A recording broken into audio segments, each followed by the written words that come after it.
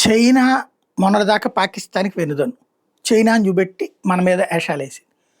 ఇప్పుడు ఓ రకంగా భారతదేశం సైలెంట్‌గుంది హ్యాపీగా. ఎందుకంటే పీఓజేకే మీదగా చైనా రోడ్డెయ్యాలి.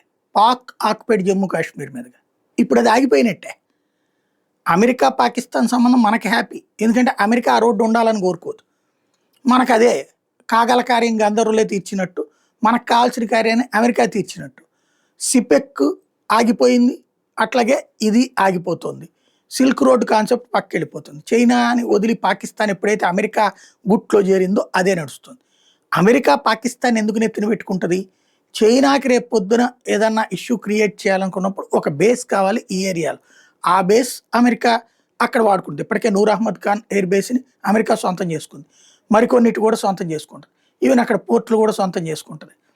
పాకిస్తాన్‌లో సైనిక అధికారులకి డబ్బులిచ్చి వాళ్ళ కుటుంబం అబ్రాడ్‌లో సెటిల్ అయ్యేలా చేసి పెడితే, అక్కడ ఉన్నటువంటి రాజకీయ నాయకులకు అంత డబ్బులు పడేస్తే, పాకిస్తాన్ మొత్తాన్ని రాసిచ్చేయమంటే అమెరికాకి రాసిచ్చేస్తారు. అమ్మేస్తారు. అంత దరిద్రులు వాళ్ళు, అంత నికృష్టులు వాళ్ళు. వాళ్ళ ప్రజలు కూడా పాపం గుడ్డిగానే ఇంక వాళ్ళకి ఒక నాయకత్వం లేకపోవడం, ప్లస్ వాళ్ళకి విద్య లేకపోవడంతో అదే జరుగుతుంది. ప్లస్ భారత్ అనే బూచిని చూపెడుతుంటారు కాబట్టి, భారత్‌ని ఏడిపిస్తున్నటువంటి పాకిస్తాన్ అన్నటువంటి కోణంలో చూస్తున్నారు తప్పించి, వాళ్ళు బకరాలు అవుతున్నారు అన్నటువంటి విషయం అయితే అర్థం కావట్లేదు. ప్రస్తుతం అమెరికా వ్యూహాన్ని గురించి అంతర్జాతీయ నిపుణుల అంచనా ఏంటంటే 2026 నాటికి ఖచ్చితంగా ఇరాన్ అణుబాంబులు తయారు చేస్తుంది. అది చేసేసిందంటే ప్రపంచానికి ప్రమాదం. దాన్ని అమెరికా అంగీకరించదు. ఈవెన్ అమెరికాకి థ్రెట్టే. అమెరికాకి ఆత్మ లాంటిదైనటువంటి ఇజ్రాయెల్‌కి థ్రెట్టే. యూరప్ సమాజానికి థ్రెట్టే. కాబట్టి దాన్ని ఏదో ఒకటి చేసి నాశనం చేసేయాల.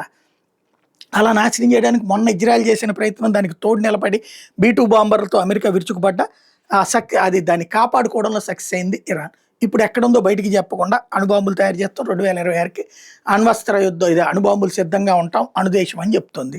ఎన్ని ఆంక్షలు పెట్టినా ఎన్ని రకాలైన షరతులు పెట్టినా అది సక్సెస్ అవుతుంది. కాబట్టి నెక్స్ట్ ఫ్యూచర్‌లో ఇరాన్‌కి సంబంధించినటువంటి అనుపానులు ఎక్కువగా తెలిసినటువంటిది పాకిస్తాన్. ముస్లిం సమాజంలో ముస్లిం సామాజిక ద్రోహి కూడా అదే. సింపుల్ ఎగ్జాంపుల్ ఏదైతే ఇస్లామిక్ రాజ్యాలు కావాలని చేసుకునేటటువంటి తీవ్రవాద సంస్థలని తాలిబాన్ల దగ్గర నుంచి ఆల్ ఒమా, ఆల్ ఖైదా లేకపోతే ఏవైతే ISIS ఇట్లాంటి వాటన్నిటికీ పాకిస్తానే కేంద్రకం. పాకిస్తాన్ కేంద్రంగా ప్రారంభమైన వాళ్ళే ఆయా సంస్థలో పనిచేస్తుంటారు. వాళ్ళందరికీ ISI మానిటరింగ్ ఉంటుంది.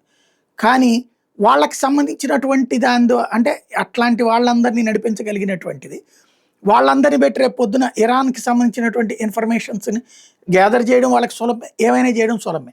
కాబట్టి భవిష్యత్తులో పాకిస్తాన్‌ని ఇరాన్ మీద యుద్ధానికి పంపించి లేదా ఇప్పటిదాకా ఇరాన్ తయారు చేస్తున్న హౌతీ, హెజ్బుల్లా, హమాస్ ఎట్లాంటివి ఎట్లా ఉన్నాయో అట్లాంటి తీవ్రవాదుల్ని పాకిస్తాన్ ద్వారా ఇరాన్‌లోకి ప్రవేశపెట్టి దాన్ని దెబ్బతీయటం. లైక్ ఇంతకుముందు ఆల్రెడీ రష్యాలో అట్లాగే అమెరికా పాకిస్తాన్‌ని వాడి పనిచేసుకుంది. రష్యాని USSR నుంచి ముక్కలు చేసి అట్లా ఇరాన్ని ముక్కలు చేయడం లేదా ఆ తర్వాత యుద్ధం పాకిస్తాన్ చేత చేయించడం. ఇజ్రాయెల్ సహకరిస్తుంది. ఇజ్రాయెల్ దాడులు చేస్తుంది. పాకిస్తాన్ ఇంకోవైపు నుంచి దాడులు చేసేటట్టు. ఎందుకంటే బార్డర్ కూడా ఉంది. కాబట్టి ఆ దిశగా అమెరికా ఎత్తుగడ ఉంది అన్నటువంటిది అంతర్జాతీయ నిపుణుల అంచనా.